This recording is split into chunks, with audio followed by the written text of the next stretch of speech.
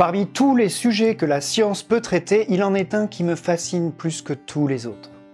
L'espace. Parce que ce thème cristallise l'un des aspects de la science qui ne cessera jamais de me subjuguer, cette capacité de nous permettre à nous, les humains, de connaître un objet parfois très précisément, sans jamais l'avoir observé. Rendez-vous compte, une bonne partie des constituants de l'espace ont paradoxalement été découverts sans être vus.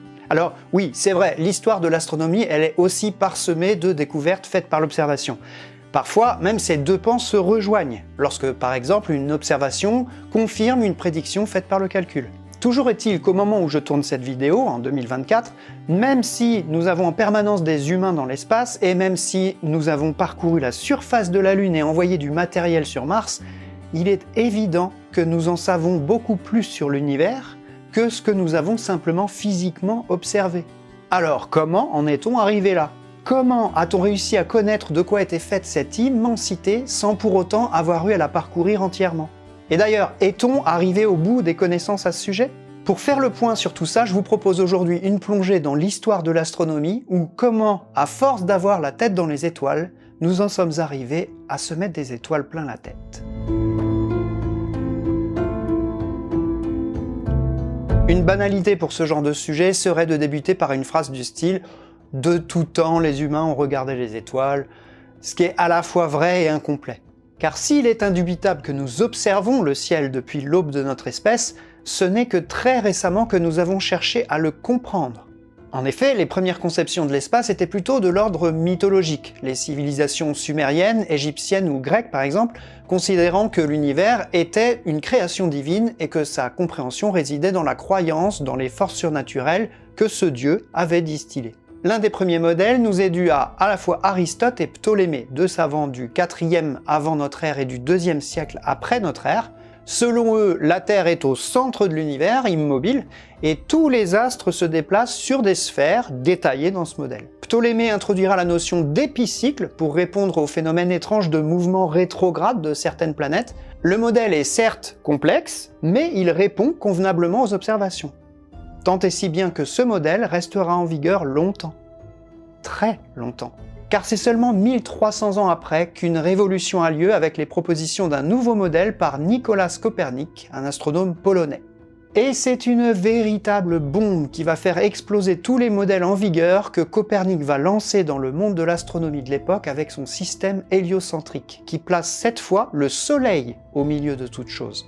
Ce modèle sera amélioré, d'abord par Johannes Kepler qui introduit la notion d'ellipse pour les trajectoires des planètes, puis par Galilée qui pointe pour la première fois une lunette vers le ciel.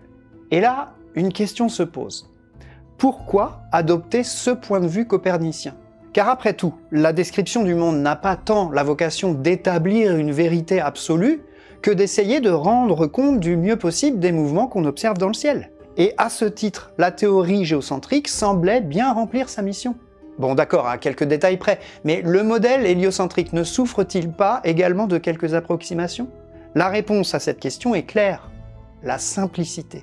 La vision géocentrique pour justifier des phénomènes comme le mouvement rétrograde des planètes doit faire appel à des descriptions particulièrement complexes, qui fonctionnent certes, mais qui deviennent inutiles avec une vision héliocentrique et des trajectoires elliptiques. L'adoption de la théorie héliocentrique est donc, selon moi, le premier étage de cet immense immeuble que nous sommes en train de construire et qui s'appelle la connaissance de l'espace.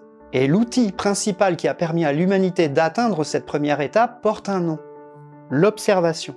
Par nos yeux d'abord, en levant les yeux au ciel, puis grâce à des outils comme les premières lunettes avec Galilée. Mais les savants ne le savent pas encore. L'accès au 2e étage arrivera beaucoup plus vite que prévu, grâce à un outil qui va révolutionner notre compréhension de l'univers, quitte à parfois même supplanter l'observation, les mathématiques. Car il y a un homme, probablement l'un des plus grands scientifiques de tous les temps, qui va marquer notre compréhension de l'univers à jamais. C'est un Anglais du nom de Isaac Newton. Son apport est sans commune mesure, car il décide d'utiliser les mathématiques pour décrire rien de moins que la gravitation, et déduire au passage que c'est cette même gravité qui explique à la fois la chute des corps et le mouvement des planètes. Dans son mythique ouvrage Les Principia Mathematica, publié en 1687, il décrit les lois mathématiques qui régissent les mouvements observés par ses aïeux. Comprenons bien la portée du travail de cet homme. Avant Newton, on avait réussi à voir quelle trajectoire suivaient les astres observés. Après lui, on comprend désormais pourquoi ils suivent ces chemins. Et les succès concernant sa théorie sont nombreux. Tous les mouvements de toutes les planètes se révèlent prédits dans ses équations. Par le calcul, il retrouve exactement les lois que Kepler avait formalisées empiriquement auparavant.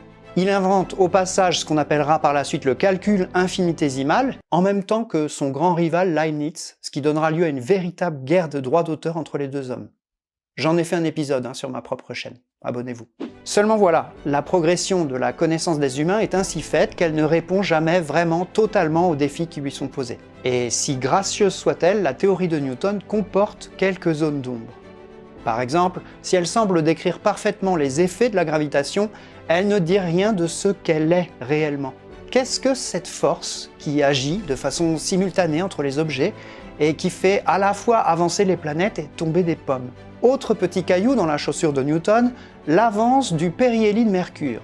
Le périhélie, c'est-à-dire le point de l'orbite le plus proche du Soleil, est en avance par rapport aux prédictions mathématiques de Newton. Oh, pas grand-chose, quelques secondes d'arc par siècle, mais suffisamment pour faire comprendre aux savants de l'époque que malgré la brillante avancée newtonienne, l'immeuble de la connaissance n'est pas encore terminé. Toujours est-il qu'avec les mathématiques, c'est un nouveau pan de notre compréhension de l'espace qui se dévoile. Et là encore, ce sont plusieurs siècles qui s'écouleront sans qu'aucune révolution majeure dans nos connaissances ne soit à noter. Jusqu'à ce qu'un jeune employé de bureau mette un coup de pied dans les fondations, au risque même de faire vaciller l'immeuble tout entier. Albert Einstein. Lorsqu'il s'apprête à publier la première partie de ce que l'on nommera par la suite la théorie de la relativité en 1905, Einstein a devant lui de nombreuses contradictions qui sont le résultat de plusieurs observations et découvertes qui ont eu lieu ces 2 derniers siècles. L'invariance de la vitesse de la lumière mesurée par la célèbre expérience de Michelson et Morley, l'existence de l'éther luminifère, cette chose qui engloberait tout l'espace et qui servirait de support à la propagation de la lumière, ou encore le caractère corpusculaire ou ondulatoire de la lumière. Toutes ces notions parfois incompatibles entre elles dérangent le jeune homme. Et c'est dans un formidable travail de compilation de toutes ces avancées précédentes qu'il va se lancer pour produire un article qui va révolutionner notre vision de l'espace à jamais. Cet article porte le nom de « Sur l'électrodynamique des corps en mouvement » et l'une des conséquences de son apport est la suivante. L'univers seul ne veut rien dire. Einstein est formel, l'espace doit être accompagné de la notion de temps. Et contrairement à la vision newtonienne, le temps n'est pas universel, indépendant de l'espace. Il est une dimension à part entière d'une entité qu'on appellera l'espace-temps. Plus de 10 ans plus tard, il livrera une autre version de sa théorie qu'on appellera la relativité générale et qui apporte là encore une nouvelle façon de voir l'univers. Cette fois, il s'attaque au problème de la gravitation avec une idée fondamentalement nouvelle. Alors que l'on croyait toujours que l'univers était une sorte de contenant dans lequel flottaient des objets, Einstein l'annonce fièrement. L'espace-temps est lui-même un objet, qui grandit. Par pitié, ne me demandez pas dans quoi grandit l'univers, s'il vous plaît. Qui peut se déformer en fonction de la quantité de matière. Et c'est précisément cette déformation qui entraîne les objets et qui génère ce que nous avons choisi de nommer la gravitation. Là encore, c'est un gigantesque pavé dans la mare. Et avec la relativité générale, c'est un nouvel étage de l'immeuble de la connaissance qui se construit. Et alors que les premiers progrès avaient été réalisés sur la base de l'observation, les suivants sur la base des calculs, c'est sur la base de l'essence même de ce qu'est l'univers que repose l'étage sur lequel nous sommes actuellement. Alors évidemment, notre immeuble n'est pas terminé. Et d'ailleurs, le sera-t-il un jour? En cherchant à comprendre l'univers, ne sommes-nous pas en train de construire une nouvelle tour de Babel de la connaissance de l'espace-temps dont les étages ne pourront se terminer que lorsque la tour aura atteint l'espace-temps elle-même? Vaste question.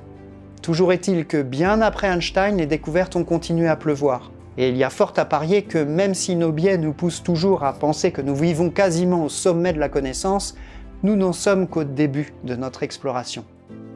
Et si ce rapide voyage dans notre compréhension de l'univers manque cruellement de détails, qu'on me présente un vulgarisateur capable de traiter ce sujet de façon exhaustive en moins de 10 minutes, s'il vous plaît.